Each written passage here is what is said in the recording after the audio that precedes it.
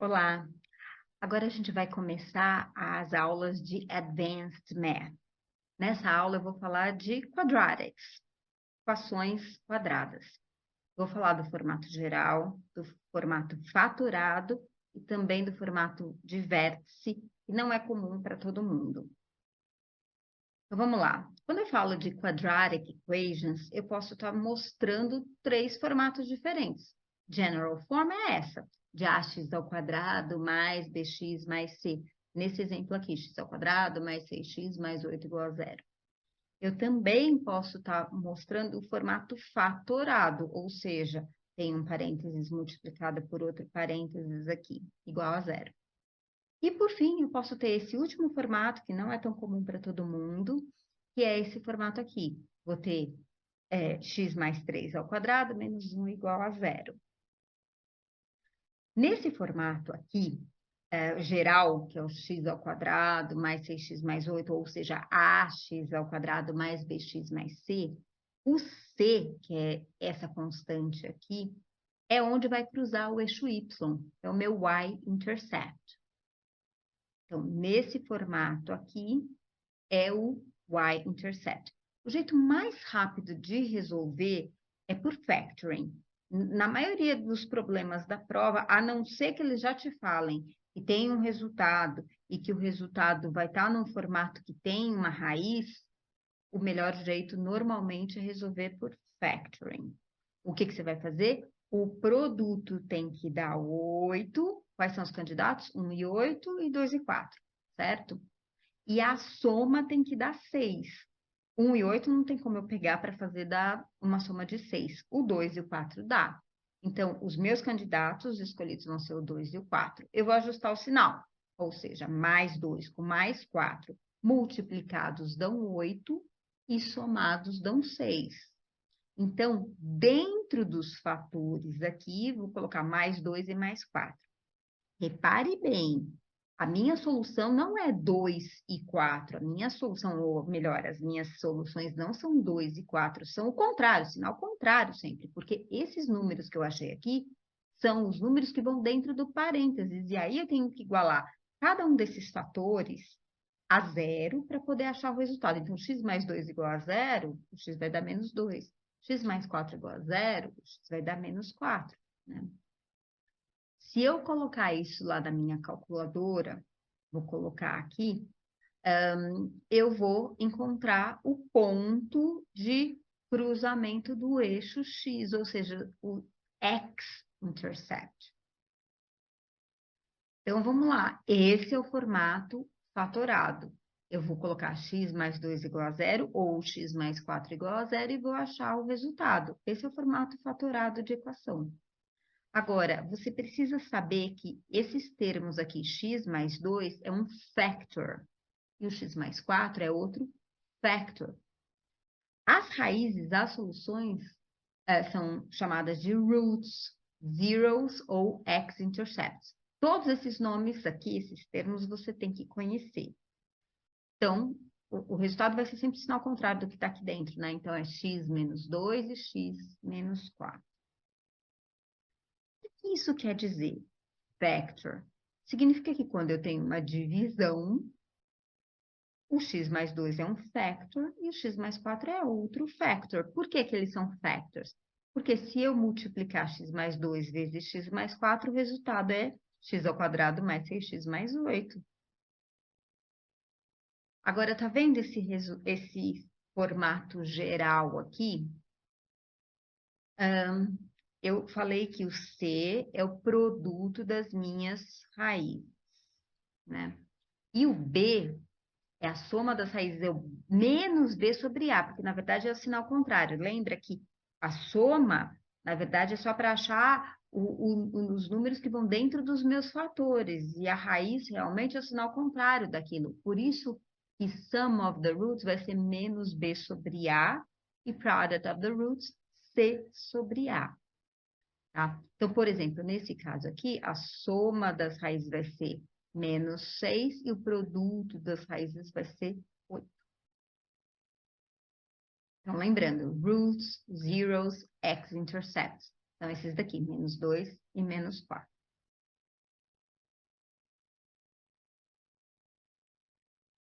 Se eu for resolver pela quadratic formula, como eu falei, na prova você só vai usar se realmente eles já falam que o resultado vai estar com uma raiz. Aí você não vai ter muita opção, você vai ter que usar equação quadrada mesmo. Você vai ter que usar a fórmula da equação quadrada. Que é essa daqui, né? X é igual a menos b, mais ou menos raiz quadrada de b ao quadrado menos 4ac sobre 2a. Colocando todos esses termos aqui, você está vendo como é fácil errar, né, em sinal? Por isso que eu gosto mais de faturação também. Vai dar menos 6 mais ou menos raiz de 4 sobre 2. Aqui, ela não está da forma mais simplificada possível e você sempre vai procurar a resposta da forma mais simplificada. Aqui o 6, o 4 e o 2, todos podem ser divididos, né? Então, o que que eu vou fazer? Eu vou deixar no mais simplificado possível. Tudo aqui eu posso fatorar, colocar o 2 em evidência e aí resolver, ok? Agora, o que que é importante você saber? Aquele b ao quadrado menos 4ac que está aqui como parte dessa fórmula, ele é chamado de discriminant. Aqui no Brasil a gente usa muito chamar isso de delta, que é a variação. Por que que é uma variação? Eu vou explicar. Bom, antes disso, deixa eu falar aqui. Quando o meu discriminant for maior do que zero, eu tenho duas soluções, ou seja, vai cruzar o eixo x em dois pontos. Quando o meu discriminant for igual a zero, vai cruzar o eixo x somente em um ponto. E quando o meu discriminant for menor do que zero, ou seja, b ao quadrado menos 4ac for menor do que zero, não vai nem chegar a tocar no eixo x. Outra coisa que você precisa saber é que quando o a, que é esse termo aqui, que está multiplicando o x ao quadrado, for maior do que zero, a minha parábola está abrindo para cima, está sorrindo. Quando o meu a for negativo, a minha parábola está abrindo para baixo, ou seja, está triste. Então, o módulo de A me mostra uma situação aqui que a parábola vai estar mais aberta ou mais fechada. O que que significa isso? O meu A não vai mostrar somente se a parábola está abrindo para cima ou para baixo, também me mostra se a parábola é mais aberta ou mais fechada. Então, quando o meu A for pequenininho, por exemplo, 0,05, um número baixinho, a parábola vai estar muito aberta. Se o meu A, o módulo dele, for um número maior, a minha parábola vai ser mais fechadinha. O que que eu quero dizer com isso? Mais para frente eu vou falar mais a respeito disso. Se o meu A for pequenininho, para cada valor de x, vai ser muito rápido chegar no y. Agora, se o meu A for grandão, para cada valor de x, vai cada vez, olha só, demorando mais para chegar no y. Vai ficando mais longe, o y vai ficando mais longe do eixo x. Vamos fazer um exercício? Eu tenho aqui essa divisão e eu quero saber for what value of x is the equation undefined. Undefined significa sem solução. Bom, para não ter solução, eu tenho que ter 1 dividido por 0 aqui. Então, o que que eu vou fazer? Eu vou igualar tudo isso daqui do denominador a zero. E isso vai me dar uma situação de undefined, tá? Então, o que que eu vou fazer? Eu distribuí tudo isso daqui, igualei a zero. Aí eu vou achar uma equação quadrada, resolvo essa equação quadrada e o meu x vai ser 3. Agora, você vai ver várias situações na prova muito parecidas com essa e, na verdade, você não precisaria fazer toda essa distribuição. Quando eu bato o olho aqui, eu já percebo que isso daqui tem cara de equação quadrada, porque tem algum termo elevado ao quadrado, aí um número multiplicado por aquele mesmo termo, mais uma constante. Isso daqui é uma equação quadrada. Se eu pensar nela de uma forma que, por exemplo, x menos 5 é igual a t, chamar de uma dummy variable qualquer. Tá percebendo que eu tenho uma equação quadrada? T ao quadrado mais 4t mais 4. Isso daqui é uma expressão, uma equação que, quando eu olho, é muito fácil fazer fatoração aqui. O produto tem que dar 2 e a soma tem que dar 2. Então, vai ter mais 2 vezes t mais 2. Ou seja, o t é menos 2. Se x menos 5 é menos 2, significa que o x é 3. Essa situação aqui é uma situação que, quando você pega a prática, você faz de cabeça, né? Não precisaria fazer toda essa distribuição, correr o risco de errar em sinal e tudo mais, sendo que isso daqui você poderia fazer de cabeça. Então, é só para dar um toque aí que, quanto mais você treinar, de repente, você vai chegar numa situação que você vai conseguir fazer isso daqui mais rapidinho. Agora volta para aqueles exercícios muito comuns em que eu tenho constantes, que eu tenho que descobrir alguma coisa sobre elas. Sempre, sempre, presta muita atenção no que eu vou te falar. Sempre, sempre que você tiver que descobrir constantes, eles vão falar, vai ter two solutions, one solution, no solution. Para equação quadrada, se ele te falar para descobrir constantes e te falar quantas soluções vai ter, você obrigatoriamente vai ter que calcular o discriminante, b ao quadrado menos 4ac. Você vai ter que fazer isso. Então, vamos lá. Two solutions. Vamos pensar no discriminante? Então, aqui eu tenho ax ao quadrado mais b igual a 3. Tá percebendo? Ax ao quadrado mais bx mais c é igual a 0 é o formato geral, certo? Isso daqui tá igualzinho o formato geral? Vamos pensar bem. Aqui, na verdade, esse b, no formato geral, é o número que é a constante que multiplicaria o x. E aqui, nessa expressão aqui, eu não tenho nada multiplicando x. Eu tenho multiplicando x ao quadrado, mas não o x. Então, na verdade, esse b não representa esse b aqui, não. Esse b aqui faz parte do meu c, que é a constante, tá? A minha constante não é 3, a minha constante é b menos 3. E o bx aqui? Esse b aqui, né, do formato geral, nessa expressão aqui, nessa equação, ele vale 0. Então, b ao quadrado menos 4ac, para ter duas soluções, tem que dar maior do que 0. Eu tenho o a, eu tenho o c. O b é 0. Então, agora é só substituir aqui esses valores aqui dentro e ver onde é que vai dar maior do que 0. Então, se eu colocar 0 menos 4a vezes b menos 3, tem que ser maior do que 0. Vou substituir cada uma delas e eu vou ver que a alternativa B aqui vai dar certo. Se eu colocar menos 2 aqui no lugar do a e o b igual a 4, vai dar 8, que é maior do que 0. Todos os outros não vão dar maior do que 0. Agora vamos falar do formato de vértice, que é muito interessante e cai bastante. Formato de vértice, ele vai te mostrar as coordenadas do vértice, ou seja, o ponto máximo ou o ponto mínimo da parábola. O que aqui no Brasil a gente chama de x do vértice, nos Estados Unidos chamam de h. E o que a gente chama de y do vértice, nos Estados Unidos chamam de k. O formato geral é esse daqui. X menos h ao quadrado mais k igual a 0. Repare que aqui é menos h. Ou seja, se a minha coordenada x for 3, por exemplo, aqui vai dar x menos 3. Agora, se minha coordenada x for negativa, for menos 3, aqui vai dar x mais 3, tá? Repare nisso.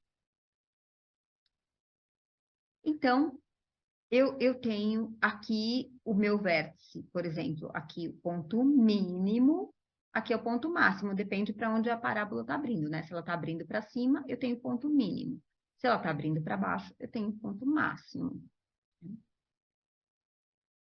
Agora, exatamente aqui no meio, é a minha linha de simetria, né?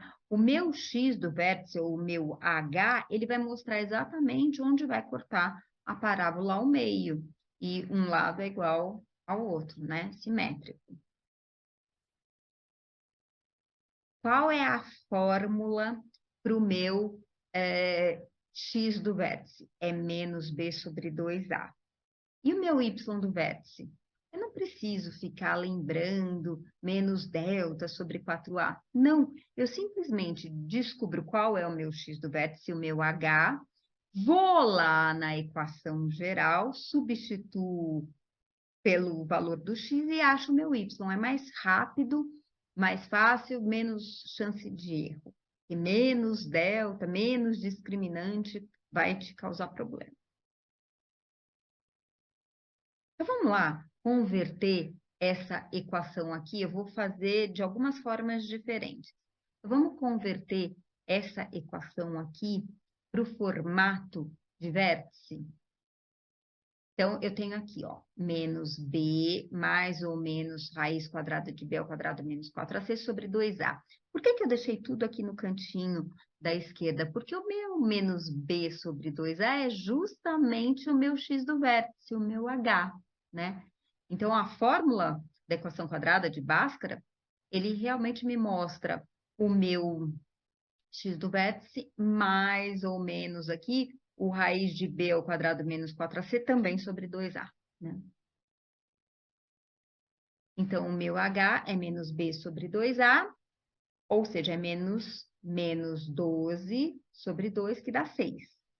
Eu vou pegar esse 6 aqui e vou colocar aqui no lugar do x, e com isso eu vou achar o meu y, tá? Que é o y do vértice, que é o meu k. Então, 6 ao quadrado, menos 12 vezes 6, mais 46, isso dá 10. Eu vou colocar na expressão, vai ser x menos 6, tudo isso ao quadrado, mais 10.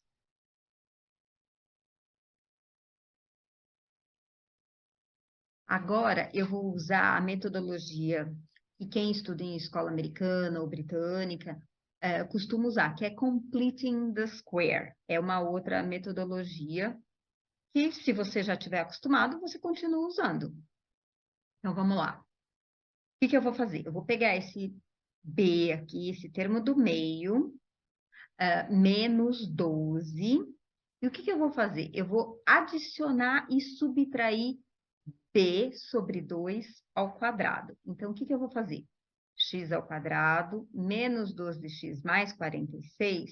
Então, vamos lá. Vamos primeiro adicionar e depois subtrair B sobre 2 ao quadrado. Então, eu vou adicionar aqui, logo depois, e vou subtrair aqui. Quando eu somo e subtraio ao mesmo tempo, eu não estou mudando, eu não estou desbalanceando a minha equação. Por isso, eu posso fazer isso. Então, vai dar menos 12, que é o b, sobre 2 ao quadrado. E aqui a mesma coisa, só que um está somando, o outro está subtraindo, sem desbalancear a minha equação. Então, eu vou fazer isso aqui, ó, mais ele aqui, menos ele aqui. O que acontece? Isso daqui eu vou poder simplificar de que forma?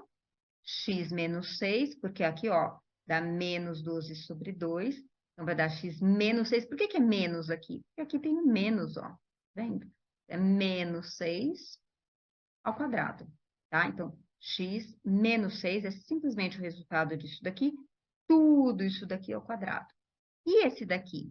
É o 46 menos 36, né? E vai dar x menos 6, tudo isso ao quadrado, mais 10. E essa é a metodologia do completing the square. Agora vamos para um outro probleminha.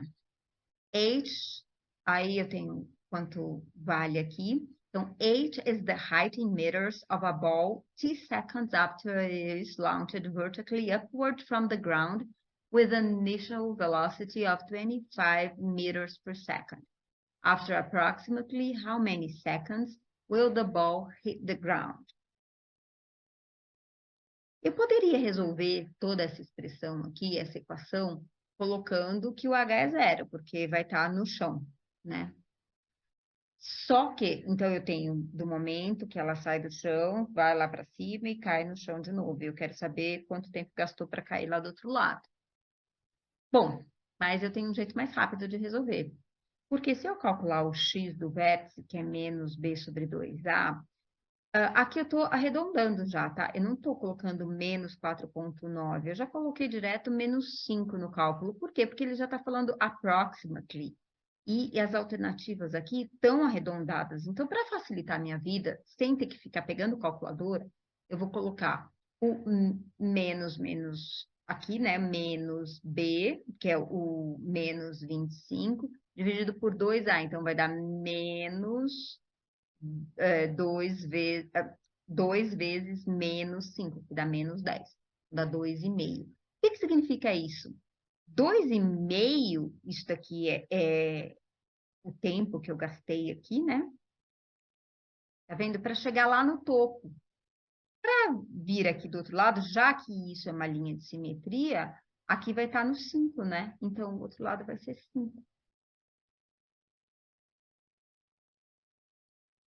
Agora, tem alguns probleminhas bastante interessantes usando esses conceitos de cada tipo de forma da quadratic equation. Então, vamos lá. Eu tenho essa quadratic equation fatorada. Is a parabola in the xy plane. In which of the following equivalent equations does the y value of the y-intercept of the parabola appear as constant or coefficient? Ou seja, o que ele está me pedindo aqui? Eu quero que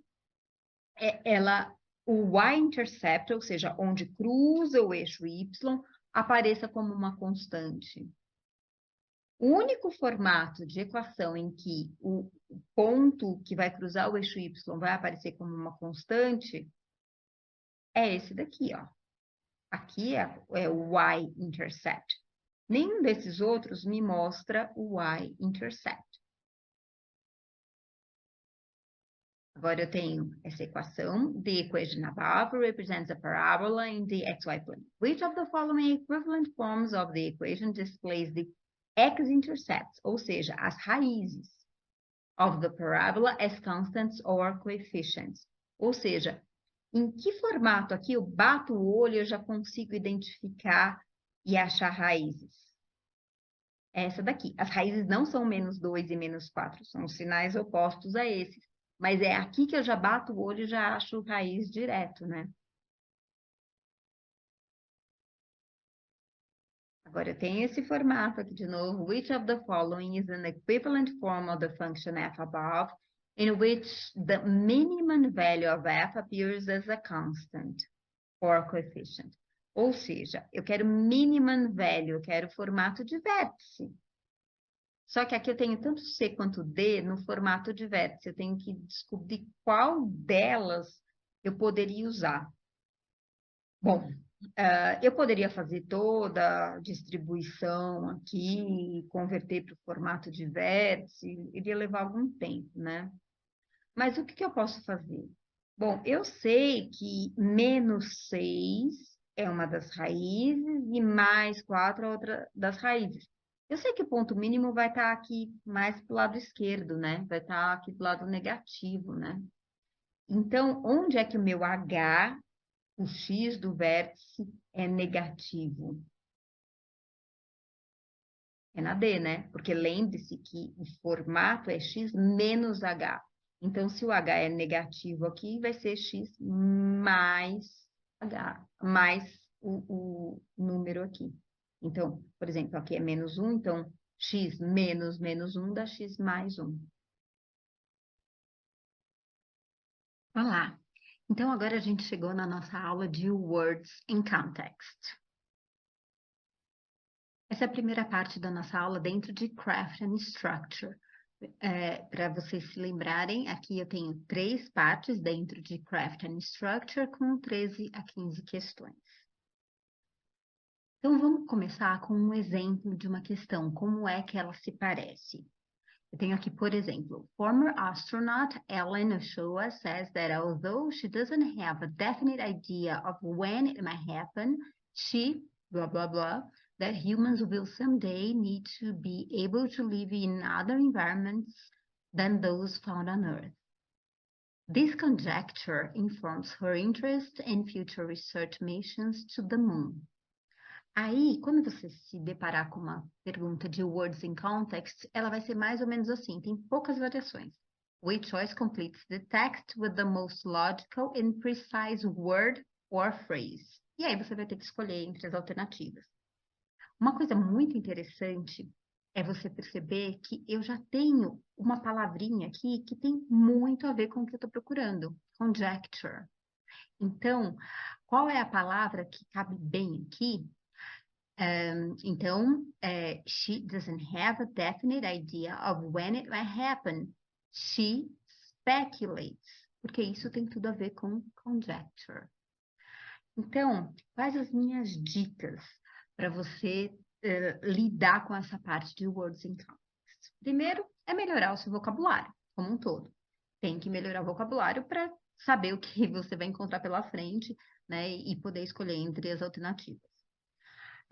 Tem a listinha de recommended reading, que eu já falei para vocês, e tem no material do curso, mas eu também recomendo ver textos anteriores de provas de SAT, porque, como eu já disse anteriormente, existe uma repetição de textos, assim, de textos muito grandes, eles pegam um pedacinho, ou algum texto muito parecido, então vale a pena. Eu percebi que eles têm uma certa repetição em termos de tópicos e também de textos. Outra coisa muito importante, como eu fiz aqui nessa partezinha em amarelo, tenta procurar uma palavra-chave nesse textinho, porque esse words in context, na maioria das vezes, vai, na verdade, ser um sinônimo de alguma coisa que já está escrita numa outra frase. Outra coisa legal é você usar algumas dicas, né, semânticas para você fazer a sua previsão. Então, assim, eu estou percebendo que aqui eu vou precisar de um adjetivo, eu estou percebendo aqui. Então, isso daí te ajuda no seu direcionamento. E outra coisa muito importante é você caçar conjunções, por exemplo, ou prefixos, sufixos, que também te ajudam a ter uma ideia, a jogar mais ou menos positivo com negativo, e a relação entre as ideias. Então, por exemplo, aqui eu tenho um although, né, que é uma conjunção, então eu estou vendo que tem uma ideia de contraste aqui. Agora, eu vou mostrar para vocês que eu tenho uma listinha aqui só para você dar uma olhada, para ver alguns. Essa lista não é uma lista exaustiva, mas só para você ver alguns prefixos e sufixos e se familiarizar. Pelo menos isso você tem que ter muito bem na sua cabeça. Então, vamos começar? Eu vou agora fazer uma análise de algumas questões de words in context, ok? Então, eu vou ler e vou mostrar para vocês como eu uso, como eu lido com esse tipo de pergunta. Então, vamos lá. In recommending Bao Fai's collection Song I Sing, a librarian noted that pieces by the spoken word poet don't lose their blah blah blah nature when printed. The language has the same pleasant musical quality on the page as it does when performed by Fai. Então, aí, o que eu percebo? Direto, já vou perceber que é uma pergunta de words in context, porque tem lá, ó, precise word or phrase. E aqui eu tenho uma palavrinha só nas alternativas. Então, isso me mostra muito bem que é uma pergunta de words in context. E aí, eu vou lembrar daquelas coisinhas que eu falei aqui, né, dessas dicas gerais, para trabalhar nessa questão, né? Então, o que eu fiz aqui? Eu busquei pleasant musical quality. Então, eu tenho que fazer alguma coisa a ver com isso daqui. Então, a librarian noted that pieces by the spoken word poet don't lose their melodic, porque melodic tem tudo a ver com pleasant musical quality. Agora vamos para a questão número 2. The following text is from F. Scott Fitzgerald's 1925 novel, The Great Gatsby. Jay Gatsby was balancing himself on the dashboard of his car when, with that resourcefulness of movement that is so peculiarly American. That comes, I suppose, with the absence of lifting work in youth, and even more with the formless grace of our nervous sporadic gains. This quality was continually breaking through this punctilious manner in the shape of restlessness. De novo, olha aqui. Eu quero saber o que significa quality, né, nesse contexto. Quality está aqui. This quality was continually breaking. Eu vi aqui palavrinhas-chave. Resourcefulness of movement e his punctilious manner. Então, o que é essa qualidade aqui? Characteristic. Vamos para o próximo. Some foraging models predict that distance bees travel when foraging will decline as foral density increases. But biologists Charlene Jia and Claire Cramen show that bees' behavior is inconsistent with this prediction if flowers in dense patches are blá blá blá. Aí tem dois pontos, o que significa que eu vou ter uma explicação logo em seguida do que eu acabei de falar. Bees will forage beyond patches of low species richness to acquire multiple resource types. Então, de novo, most logical and precise word or phrase. É típico de uma questão de words in context. Eu vou procurar alguma coisinha chave. Primeiro, eu já encontrei aqui uma conjunção que me mostra contraste. E aqui, nessa parte da explicação do que eu acabei de falar, fala beyond patches of low species richness, ou seja, homogeneous. Então, enquanto eles pensavam que a abelha não vai voar muito, porque tem muita flor já lá no local, ela não precisa voar para procurar mais, aqui o que está mostrando é que se as flores são todas iguais, ela vai ter que buscar outras flores sim, porque ela precisa de diferentes tipos de nutrientes.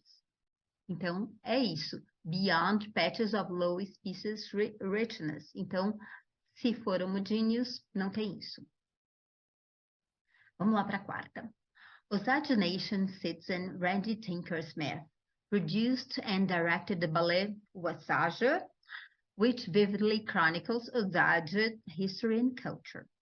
Telling Osage stories through ballet is, blah, blah, blah, choice because two of the foremost ballet dancers of the 20th century were Osage sisters, Maria and Marjorie Tallchiff.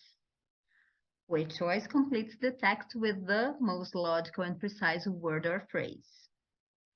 Então, vamos lá. Aqui está falando two of the foremost ballet dancers. E aqui está falando que, na verdade, era para falar sobre essa cultura, né? Osage History and Culture.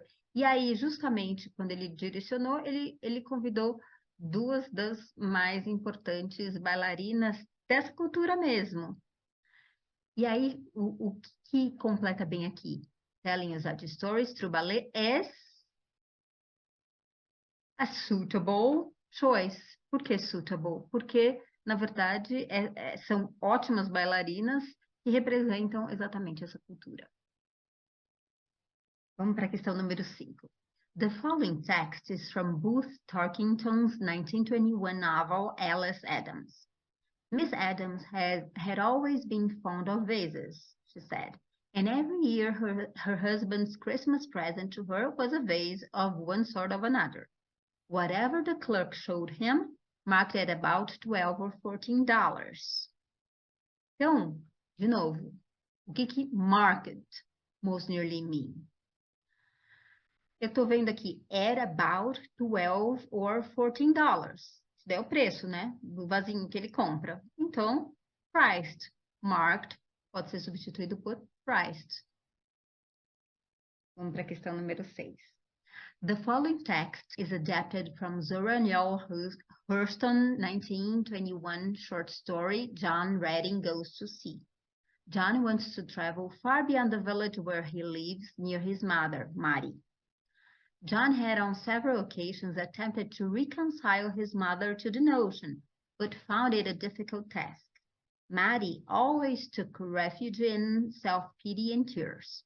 Her son's desires were incomprehensible to her, that was all. Aí, eu quero saber o que é reconcile his mother to, nesse contexto. O que me indica a palavra correta? Took refuge in self-pity and tears. E tem um contraste aqui, né? Então, toda vez que ele ia falar com ela, ela já começava a chorar e dar uma de vítima, né? Então, attempted, né, a tentativa dele era de get his mother to accept. Agora vamos para a 7ª e última questão. Neurological differences are detectable in samples collected from 2 locations on the near-Earth asteroid Ryugu, but such differences may not indicate substantial composition variations in the asteroid. Cosmochemist Kazuhito Nagashima and colleagues note that all the small scales of the samples, the distribution of minerals is unlikely to be. De novo, qual é a palavra-chave que eu posso usar aqui? Quando eu vejo que tem um contraste aqui e fala substantial composition variations in the asteroid, o que eu botei aqui como uma contradição? Uniform. Na verdade, realmente não é uniform.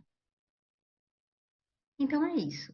Eu espero que com isso você consiga fazer os próximos exercícios, sempre pensando na palavrinha-chave, procurando conjunções, procurando dicas no texto para te fazerem encontrar a palavra mais adequada. E não esqueça de ler bastante para melhorar o seu vocabulário.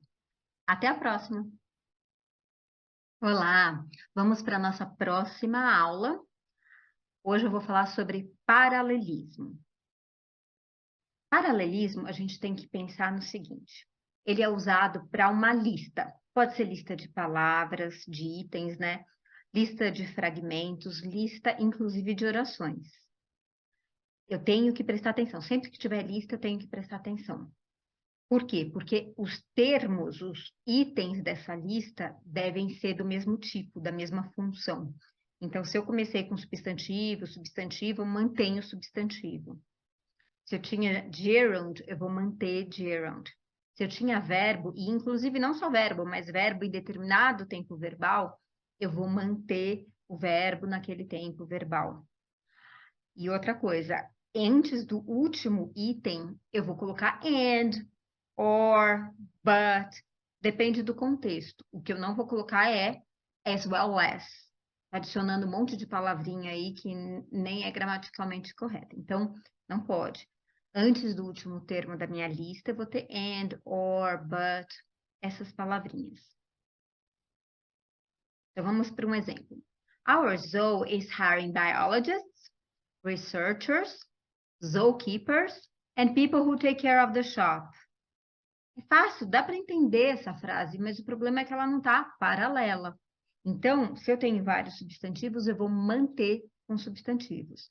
Our zoo is hiring biologists, researchers, zookeepers and shop assistants. Aí pronto, tá perfeitinho. Agora mais um exemplo. Pandas eat bamboos, other plants, and they hunt small rodents. Já deu para perceber que o problema aqui é com esse fragmento do final. Então, pandas eat bamboos, other plants, and small rodents. Só que aqui eu tenho uma observação. Se eu colocar um adjetivo ou um pronome que haja como adjetivo, como eu falei na aula passada, se eu tiver qualquer adjetivo antes do substantivo, ele não vai me prejudicar, ele não está prejudicando o meu paralelismo. Então, bambus, só substantivo. Other plants, eu tenho aqui um pronome que está agindo como adjetivo de plants. Não tem problema. Small rodents, eu tenho adjetivo aqui também. Não tem problema. Agora, às vezes, eu não tenho lista mesmo. Às vezes, eu tenho só 2 itens. E o que é muito comum é eles misturarem gerund com infinitivo. Se você tiver, assim, um gerund e um infinitivo, ou vice-versa, presta atenção, porque eles querem que você torne isso paralelo. Então, because they are experts in this field, our scientists are able to study the panda behavior and identifying new landscapes for the panda reintroduction. Não posso, porque aqui eu estou falando to study, identifying. Então, aqui eu vou descobrir qual dos dois é o correto, o uso do infinitivo ou do gerund, e aí eu vou fazer virar paralelo. Então, because they are experts in this field, our scientists are able to study the panda behavior and identify new landscapes for the panda reintroduction. Agora vamos falar de fragments, paralelismo com fragmentos. Também não necessariamente eu vou ter uma lista de 3 ou mais itens. Pode ser que eu tenha só 2 fragmentos, mas aí eu também tenho que deixar os fragmentos numa estrutura parecida. Então, the protection of pandas has improved due to an emphasis on public awareness and harvesting of plants has reduced. Não, porque no primeiro item eu tenho um fragmento, né? Emphasis on public awareness. O segundo, na verdade, eu tenho uma oração, porque tem até verbo. Não dá. Então, the protection of pandas has improved due to both an emphasis on public awareness and a reduction in harvesting of plants. Esse both eu agreguei aí só para ficar melhor, mas não precisaria. Agora vamos falar do caso de two prepositions. The pandas are threatened not only by hunting of other animals, but also by harvesting of plants in the forests. Aqui você está vendo que eu estou usando by hunting, by harvesting, está paralelo, ok. Só que o problema é que eu estou usando a mesma preposição 2 vezes seguidas, eu não preciso. Se a preposição é a mesma, a segunda eu corto, não é para manter. Eu só iria usar uma preposição na segunda se fosse uma outra preposição, se eu precisasse de outra. Como aqui não é o caso, eu não vou repetir. E agora vamos falar de paralelismo com sequências de frases completas. Olha só esse caso. The photographer, uma pessoa aqui, the photographer takes many pictures as the sun rises. The writer, uma outra pessoa, the writer writes his book as inspiration comes. Aí a próxima frase inverteu tudo. As the kids run on the beach, the illustrator creates his design. Não tá legal. Então eu vou voltar para a estrutura que eu já estava usando antes. The illustrator, a pessoa, the illustrator creates his design as the kids run on the beach. É isso. Paralelismo é bastante simples, você só precisa saber identificar que o problema é de paralelismo. Até a próxima.